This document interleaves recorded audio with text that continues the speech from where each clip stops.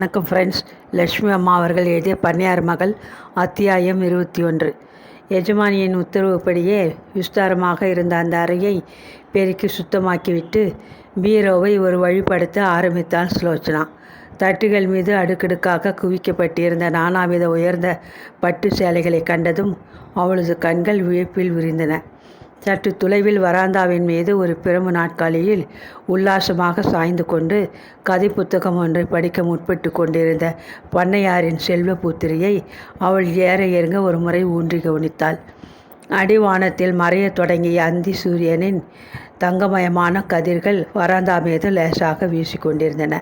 அதன் ஒளியில் உருக்கி வார்த்த கொச்சிலை போல் அழகே உருவாக உமா உட்கார்ந்திருந்த காட்சி சுலோச்சனாவின் உற்சாகத்திலே புறாமித்தையை திகுதிகுவென எரிய செய்தது.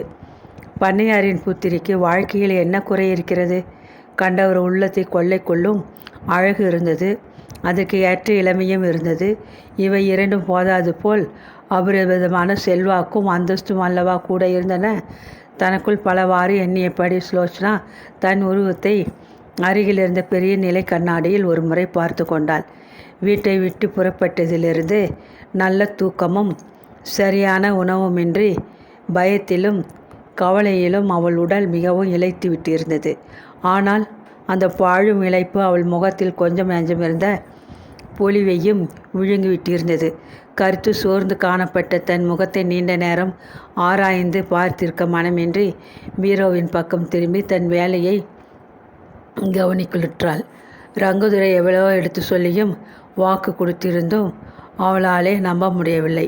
அழகும் அந்தஸ்தும் செல்வமும் ஒருங்கே படைத்த உமா மகேஸ்வரியை வேண்டாம் என்று உதறிவிட்டு இவை ஒன்றுமே இல்லாத தன்னை அவன் மனமாற காதலிக்கிறான் என்பதை பூர்ணமாக ஒப்புக்கொள்ள அவள் மனம் அடிக்கடி மறுத்து புரட்சி செய்த வண்ணம் இருந்தது. தன்னையும் உமாவையும் அவள் பல தடவைகள் ஒப்பிட்டு பார்த்த வண்ணம் இருந்தாள். ஒரு சமயம் பொய் சொல்லி ஏமாற்றி ரங்குதுரை முடிவில் வஞ்சித்து விடுவானோ என்ற பயம் அவளது அந்தராத்மாவில் குடியேறிவிட்டது. வீட்டை விட்டு ஓடி வந்து அவன் கூறும் அனைத்தையும் ஒப்புக்கொண்டு அவனது சூழ்ச்சிகளுக்கு கை கொடுத்து உதவிய பின்னர் முடிவில் கல்யாணம் செய்து கொள்ள மறுத்து அடித்து விரட்டிவிட்டாள். அவள் திரும்ப எந்த முகத்துடன் தாயாரிடம் போவாள்? இதை எண்ணிய மாத்திரம் சுலோச்சனாவின் கண்களில் நீர் பொங்கி வந்தது. துக்கம் தொண்டையை அடைத்து கொண்டது.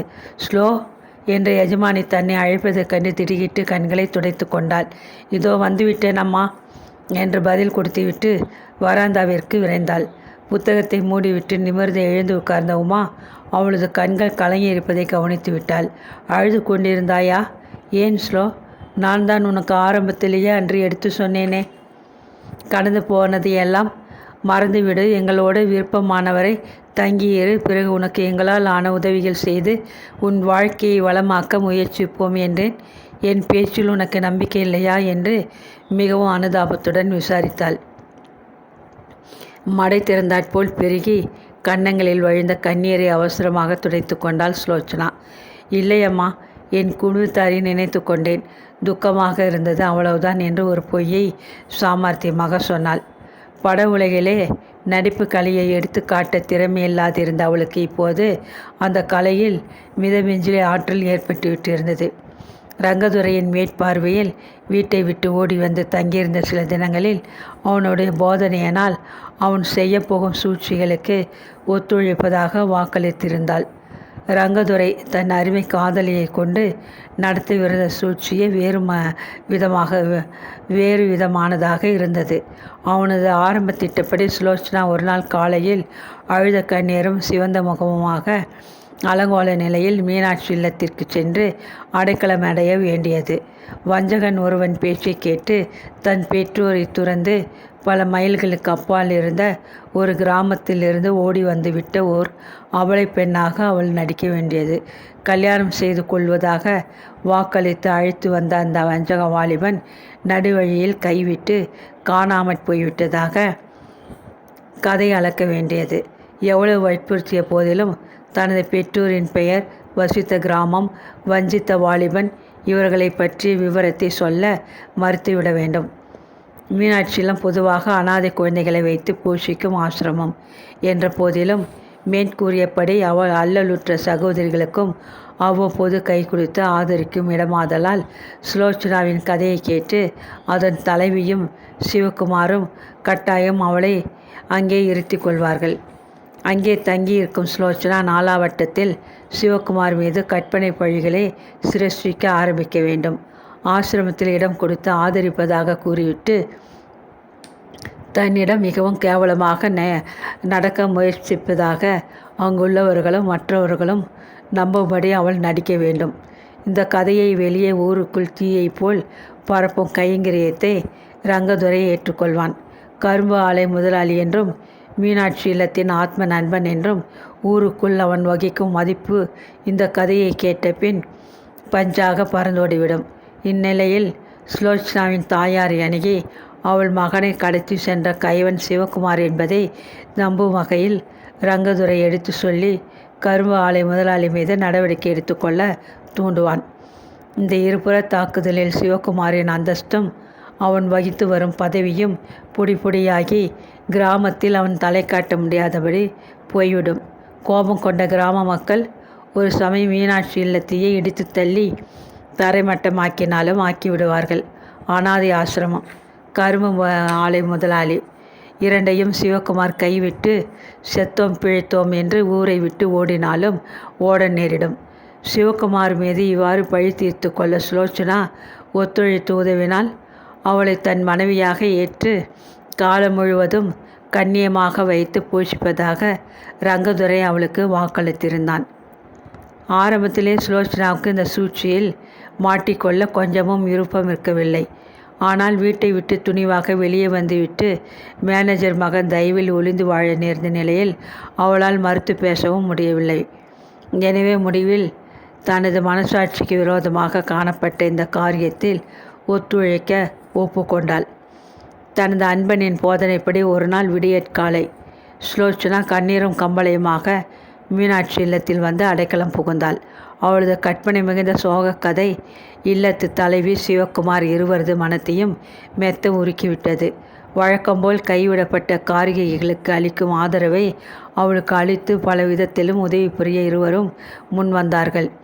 எத்தனையோ ஆறுதல் கூறியும் அன்பாக பேசியும் கருத்துடன் கவனித்தும் வந்த தினத்திலிருந்து அந்த அவளை பெண் ஓயாது அழுத வண்ணமாக இருந்தாள். இதை கவனித்த சிவகுமாருக்கு ஒரு யோசனை தோன்றியது. ஆசிரமத்து சூழ்நிலையால் அந்த பெண்ணுக்கே மன ஆறுதல் கிடைக்கவில்லை போலும். அதனால் வேறு இடத்தில் மாற்றி வசிக்க ஏற்பாடு செய்து கொடுத்தால் ஒரு சமயம் அவள் தன் கஷ்டங்களை மறந்துவிடக்கூடும் என்று எண்ணினான். பண்ணையார் மகளை சந்தித்து சேமலாபங்களை விசாரிக்க சென்ற தினம் தங்கள் ஆசிரமத்திற்குள் வந்துள்ள அபலை பெண்ணின் சோக கதையை கூறி அந்த பெண்ணை பண்ணை மாளிகையில் உமாவுக்கு உதவி செய்யும் பணி பெண்ணாக கொஞ்ச காலம் விட்டு வைக்க விரும்புவதாக தெரிவித்தான். சுலோச்சனாவின் சோக கதை பண்ணையார் புத்திரியின் வெள்ளை உள்ளத்தை மெத்தவும் முறுக்கிவிட்டது. ஆட்சேபனை எதுவும் கூறாது அந்த தினமே தனக்கு அருகில் இருந்து ஏவிய வேலைகளை கவனிக்கும் பணிப்பெண் உத்தியோகத்தில் அவளை நியமித்து விட்டாள் உமா. தான் ஒன்று நினைக்க விதி வேறு விதமாக திட்டமிட்டு விட்டதை கவனித்த ரங்கதுரை திடுக்கிட்டு போய்விட்டான். பண்ணையார் மாளிகைக்குள் வந்து குடியேறிய 2 தினங்களில் சுலோச்சனா ரகசியமாக ஒரு கடிதம் எழுதி அவன் விலாசத்திற்கு தபாலில் யாருக்கும் தெரியாது சேர்த்து விட்டாள். அன்பரே, தாங்கள் கூறியபடி நான் நடக்க சித்தமாக இருந்தேன். ஆனால் விஷயம் எதிர்பாராத விதமாக நடந்துவிட்டது. தற்சமயம் நான் பண்ணையார் மாளிகையில் உமா மகேஸ்வரி அம்மாளின் அந்தரங்க தோழியாக வேலைக்கு அமர்த்தப்பட்டிருக்கிறேன். நான் இங்கே எவ்வளோ காலம் இருப்பது, என்ன செய்வது, எப்படி வெளிவருவது என்றே தெரியவில்லை. ஒரே குழப்பமாக இருக்கிறது. யோசனை சொல்லவும். தங்கள் காதலி. அந்த கடிதத்தை கண்டதும் மேனேஜர் மகனின் மூளை வேறு பல புதிய திட்டங்களை பற்றி தீவிரமாக சிந்திக்க தொடங்கியது. பண்ணையார் மாளிகைக்கு எதேச்சையாக வருகிறவன் போல் அடுத்த நாளே அங்கே வந்தான். யாரும் காணாத சமயம் தனது புதிய திட்டத்தை பற்றிய குறிப்புகளை ஒரு கடிதத்தில் எழுதி சுலோச்சனாவிடம் நேரடியாக சேர்த்து விட்டான். அக்கடிதத்தின்படி மாளிகையில் நடக்கும் அன்றாட சம்பவங்களை சுலோச்சனா கண்குத்தி பாம்பாக கவனித்து அவனுக்கு கடிதம் மூலம் தெரிவித்து விட வேண்டும்.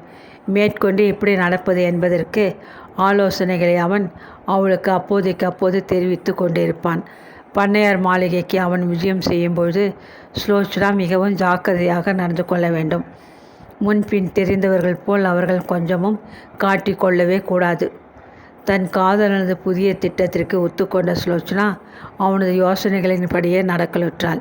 பண்ணை மாளிகையில் அவள் பணிப்பெண்ணாக அமர்ந்து 20 தினங்கள் கூட பூர்த்தியாகவில்லை. அதற்குள் அவ்வப்போது அங்கே நடந்த ஒவ்வொரு சிறு காரியத்தையும் தன் காதலனுக்கு தகவல் அனுப்பிய வண்ணமாக இருந்தாள். தனது நடத்தையிலோ போக்கிலோ பேச்சிலோ உமாவுக்கு எந்தவிதமான சந்தேகமும் ஏற்படா வண்ணம் மிகவும் தந்திரமாக நடந்து கொண்டாள். உண்மையில் சுலோச்சனாவுக்கு தனது திறமையை பற்றியே மிகவும் ஆச்சரியமாக இருந்தது. பட உலகில் காட்ட மறுத்த இந்த நடிப்பு கலை எங்கிருந்தோ திடீரென்று அவளை அபாரமாக பற்றி கொண்டு விட்டது. சீப்பையும் தைலத்தையும் எடுத்து வந்து என் கூந்தலை சற்றி வாரி பின்னி விடுகிறாயா என்று உமா அவளுக்கு உத்தரவிட்டாள். வாசனை தைலத்தை தடவி மெல்ல சீப்பினால் வாரியபடி உமாவின் பின்னால் வந்து நின்ற கொண்ட சுலோச்சனா அலையென சரிந்த கூந்தலின் அழகை பிரமிப்புடன் பார்த்த வண்ணம் இருந்தாள். ஸ்லோ, உனக்கு தம்பி தங்கைகள் யாரேனும் உண்டோ என்று மிகவும் கனிவுடன் விசாரித்தாள் உமா. தன்னை பற்றி அதிகம் பேச விரும்பாதவள் போல சுலோச்சனா மிகவும் சாமர்த்தியமாக, அம்மா, என்னை மன்னியுங்கள். தாங்கள் இந்த அபலையிடம் எவ்வளவோ அன்பாக நடந்து கொள்கிறீர்கள். என் உயிர் உள்ளவரை இதற்கு நன்றி செலுத்த கடமைப்பட்டவள். ஆனால் தயவு செய்து கொஞ்ச நாட்கள் என் பூர்வோத்திரங்களை விசாரிக்காது இருந்தால் நலமாக இருக்கும்.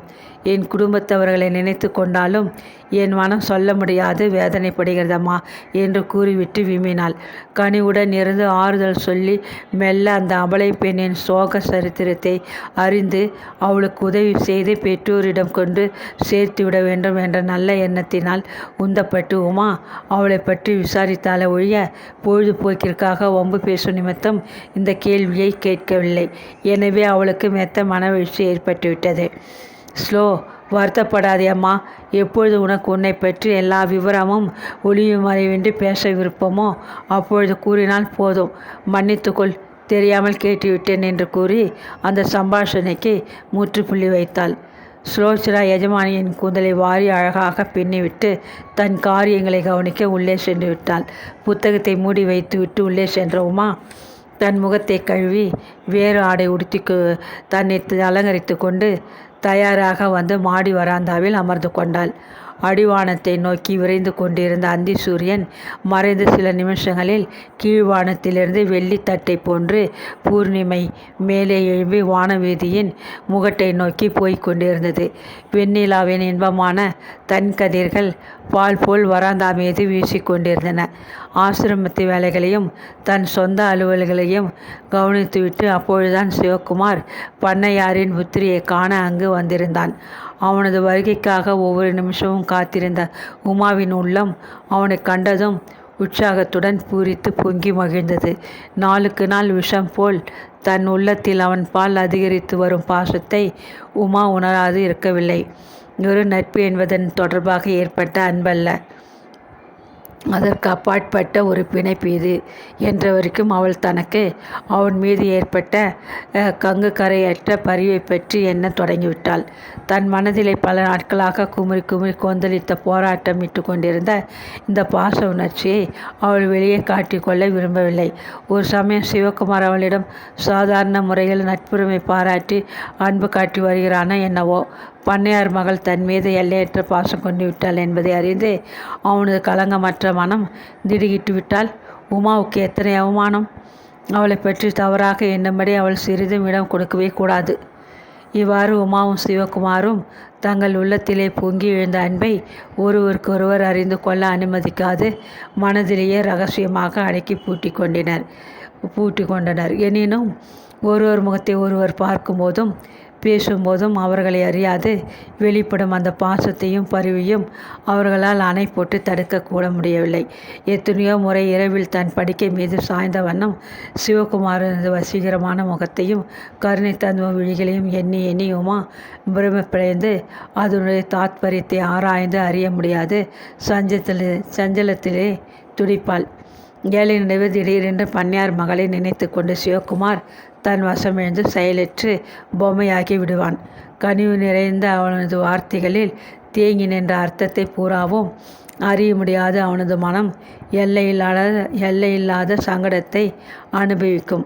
சுருங்க கூறின் இருவரது மனநிலையும் கண்ணாமூச்சி விளையாடி ஓடி ஒளிந்து பிடிக்க முயற்சிக்கும் இரு குழந்தைகளின் மனநிலையை ஒத்திருந்தது. ஸ்லோச்சனா, கொஞ்சம் சூடாக காப்பி தயாரித்து எடுத்து கொண்டு வா என உத்தரவிட்டு உமா தன் எதிரே ஒரு பிரம்பு நாட்காலியை இழுத்து போட்டு உட்காரும்படி சிவகுமாரை உபசரித்தாள். இப்பொழுதுதான் வீட்டில் சாப்பிட்டு விட்டு வருகிறேன். உங்களுக்கு ஏன் இந்த வீண் சிரமம் என்று கூறியவனும் சிவகுமார் அவள் எதிரே அமர்ந்து கொண்டான். எனக்கென சிரமம்? ஸ்லோ சென்று தயாரித்து எடுத்து வரப்போகிறாள் என்று கூறிவிட்டு கலகலவென்று நகைத்தாள் உமா.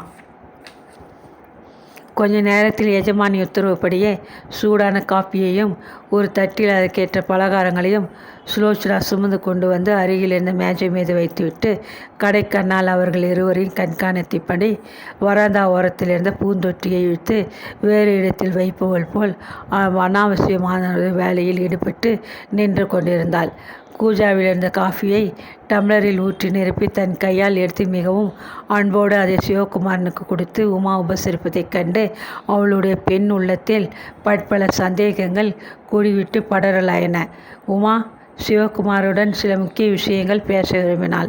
ஆகவே அவள் சுலோச்சனா பக்கம் திரும்பி, ஸ்லோ, நீ அறையிலே உள்ள மற்ற வேலைகளை போய் கவனி, பொழுது போய்விட்டது, சீக்கிரம் ஆகட்டும் என்று ஜாடையாக கூறினாள். தாங்கள் இருவரும் அந்தரமாக பேசிக்கொள்வதை அவள் கேட்டுக்கொண்டு நிற்பதை எஜமானி விரும்பவில்லை என்பதை ஸ்லோ உணர்ந்து கொண்டாள்.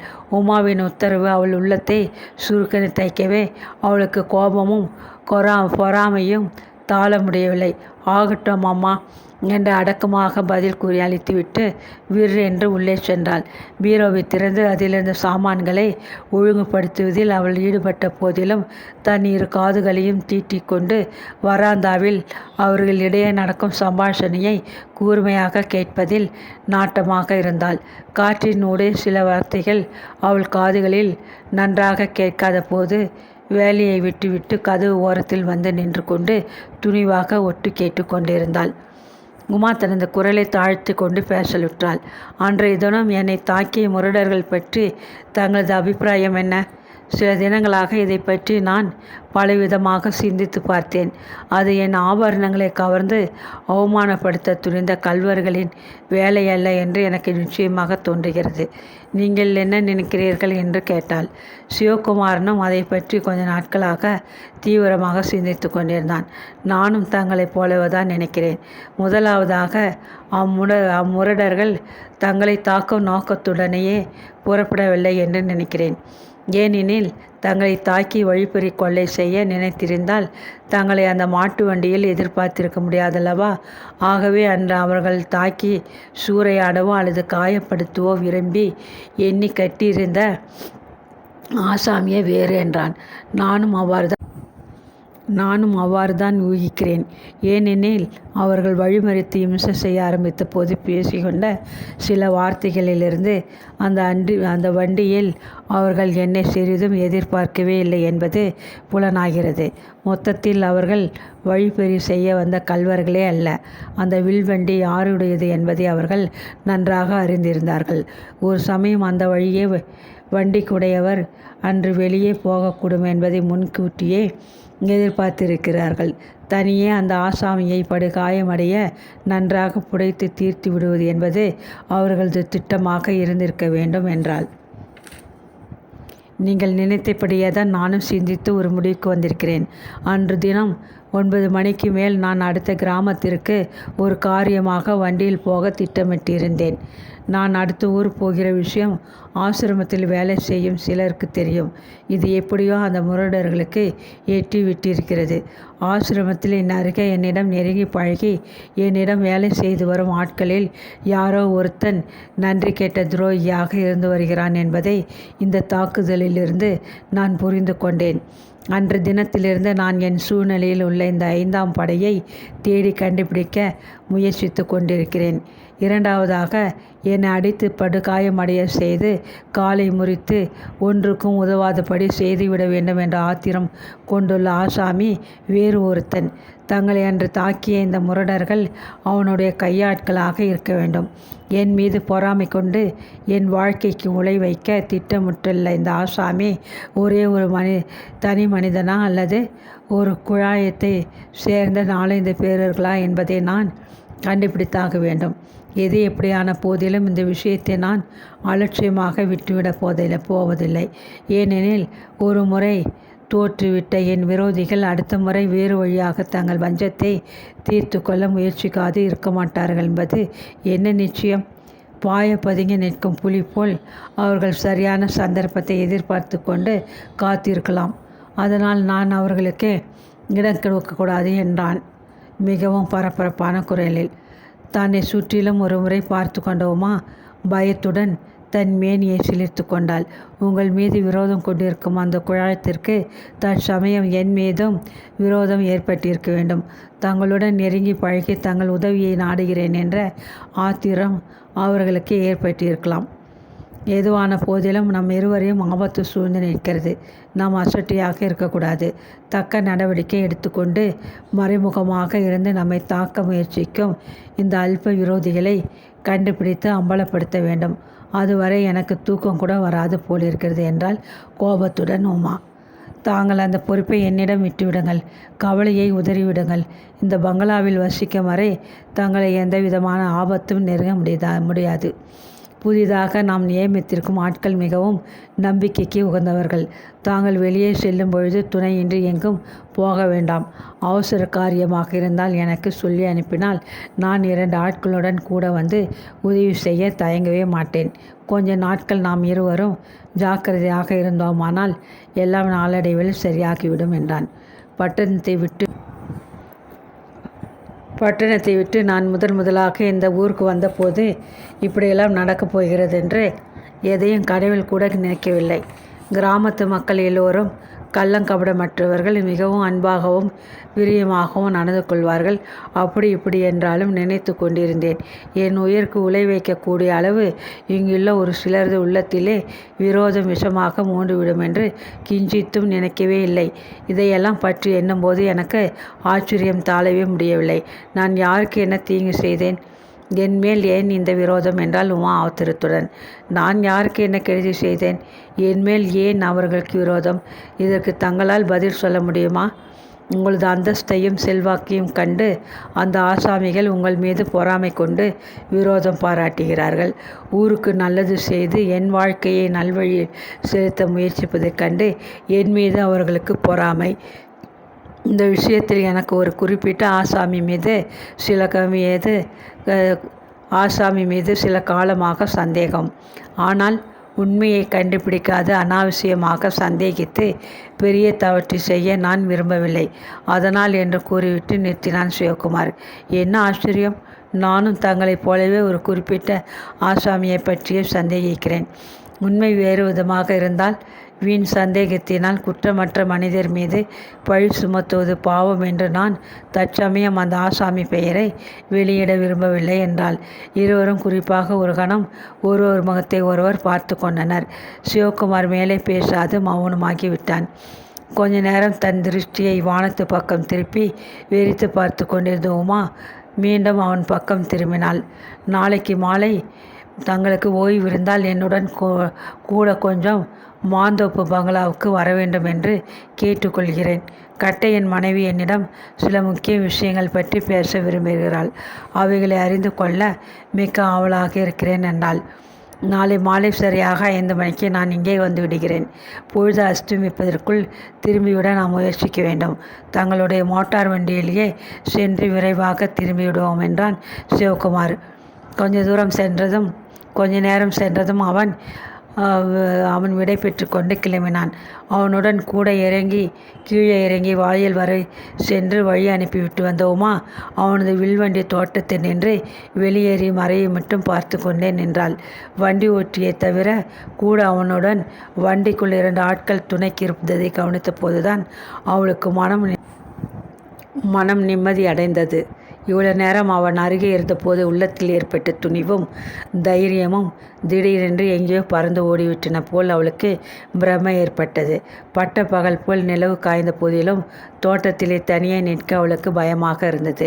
சில்லென்று சுகமாக வந்து வீசிய பூங்காற்று கூட அவளது உடலை குளிராய் சிலிர்க்க செய்யவே பின்னால் இடைவரை தொங்கிய புடவை தலைப்பை இழுத்து நன்றாக போர்த்தி கொண்டு உள்ளே வந்தாள். இரவு போஜனத்தை சுருக்கமாக முடித்து கொண்டு கதவுகளை பத்திரமாக தாளிட்டு விட்டு பத்திரமாக தாளிட்டு விட்டு சீக்கிரமாக படுத்து கொண்டாள். துணையாக அதே அறைக்குள் சற்று தொலைவில் ஒரு படுக்கை மீது படுத்திருந்த சுலோச்சனாவுக்கு உறக்கம் வரவில்லை.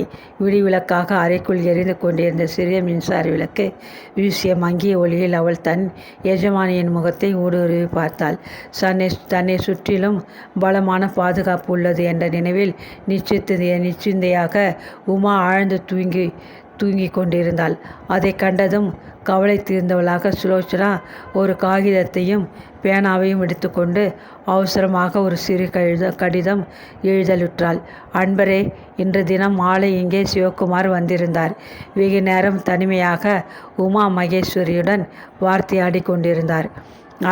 அவர்கள் இருவரும் பேசுவதையும் பார்த்து கொண்டு பரிகாசம் செய்து மகிழ்வதையும் ஊன்றி கவனித்தால் பல நாட்கள் மிகவும் நெருங்கி பழகியவர்கள் என்று புரிகிறது. இவர்களது சிநேகிதம் வெறும் கள்ளங்கபடமற்ற நட்பு என்று என்னால் நம்ப முடியவில்லை. நிழலை போல சதா உமாவின் அருகிலே இருப்பதால் அவர்களது செய்கை ஏதும் என் பார்வையினின்று தப்ப முடியாது. அவ்வப்போது தங்களுக்கு தெரியப்படுத்துகிறேன்.